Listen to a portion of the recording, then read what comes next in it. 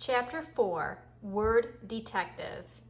It was a beautiful September afternoon, bright sun, cool breeze, blue sky, but not for Nick. Nick had to do a little report for the next day, plus copy all of the definitions for 35 words for Mrs. Granger. This was not the way school was supposed to work. Not for Nick. There was a rule at Nick's house: homework first, and that meant right after school. Nick had heard his older brother James groan and grumble about this rule for years, right up until he graduated from high school 2 years ago. And then James wrote home from college after his first semester and said, "My grades are looking great because when I came here, I already knew how to put first things first." That letter was the proof Nick's mom and dad had been looking for. Homework first was the law from September to June. This had never bothered Nick before because he hardly ever had homework. Oh sure, he looked over his spelling words on Thursday nights, and there he had been a few short book reports in 4th grade, but other than that, nothing. Up to now, schoolwork never spilled over into his free time. Thanks to Mrs. Granger, those days were gone. First, he looked up the definitions in the brand new red dictionary that his mom had bought because Mrs. Granger told her to. It took almost an hour. He could hear a baseball game in John's yard down the street yelling and shouting, and every few minutes the sharp crack of a bat connecting with a pitch. But he had a report to do for Mrs. Granger. Nick looked at the very front of the dictionary. There was an introduction to the book called Words and Their Origins. Perfect, Nick thought. It was just what he needed to do his report. It would all be over in a few minutes. Nick could already feel the sun and the breeze on his face as he ran outside to play.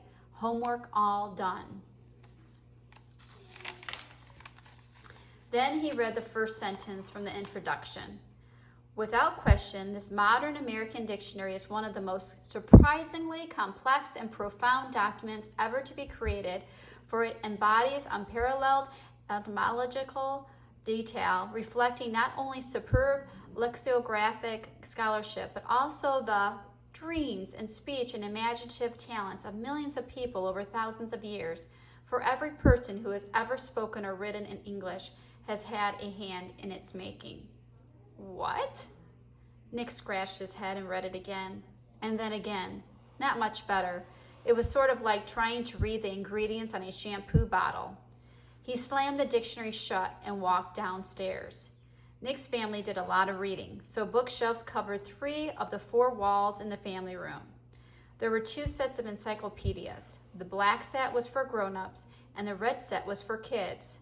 Nick pulled out the D volume from the red set and looked up dictionary. There were 3 full pages with headings like early dictionaries, word detectives, and dictionaries. Today. Not very exciting, but he had to do it, so Nick just plopped down on the couch and read all of it. And when he was finished with the kid's book, he opened up the black encyclopedia and read most of what it said about dictionaries too. He understood only about half of what he read.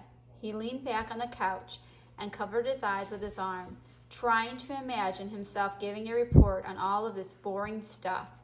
He'd been lucky to have 3 minutes worth, but because Nick was Nick, he suddenly had an idea, and it brought a grin to his face.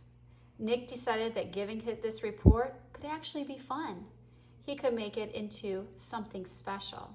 After all, Mrs. Granger had asked for it. What do you think Nick is thinking about?